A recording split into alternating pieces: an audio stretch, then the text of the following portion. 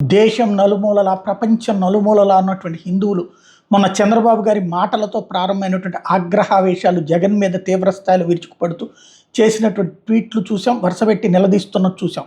ఇప్పుడు కాస్త scene reverse అవుతూ ఉంది. అందులో 1 by 1 ఎవరైతే ఇవాళ కోర్టు అడిగినటువంటి పాయింట్స్ని బేస్ చేసుకుని క్వశ్చన్ చేస్తున్నారు. ఆ రోజున ట్వీట్లలో ఇప్పుడు రివర్స్ ట్వీట్లు చంద్రబాబు పవన్ కళ్యాణ్ అడుగుతా రైట్ చేస్తుంది. దీన్ని ఇప్పుడు వైఎస్ఆర్ కాంగ్రెస్ పార్టీ వాళ్ళు హైలైట్ చేస్తున్నారు.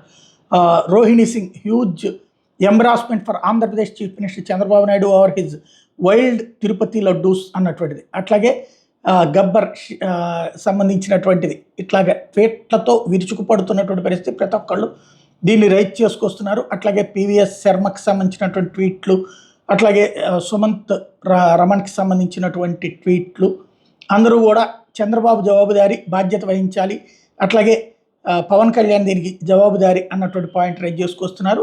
అట్లాగే ఇది రాజకీయ గేమ్ ఇక్కడతో క్లోజ్ అవ్వాలన్నటువంటి పాయింట్లు రైజ్ చేసుకొస్తున్నారు. దానికి తోడుగా ఏదైతే జరిగినటువంటి వ్యవహారాలకు సంబంధించి అడుగుతున్నటువంటి వాళ్ళ ప్రశ్నలు ఎవరికి వాళ్ళు ఇదే పాయింట్ను రైజ్ చేసుకుంటూ వస్తున్నారు. ఎలాగా ఈ విధంగా తీసుకొచ్చారు తిరుమల లడ్డూ లాంటి అంశాలకి సంబంధించి అన్నటువంటి దాన్ని ప్రధానంగా ప్రొజెక్ట్ చేసుకొస్తున్నారు. ఇక ఈ ట్వీట్లకు సంబంధించి ఇక బూతులు తిట్టేవాళ్ళు, ఇక ఎవరి దోన వాళ్ళ కథ నడుస్తుంది. రంగరాజన్ నరసింహన్ దగ్గర నుంచి ఈ ట్వీట్లు ఇప్పుడు రివర్స్ ట్వీట్లు వస్తున్నాయి అన్నమాట.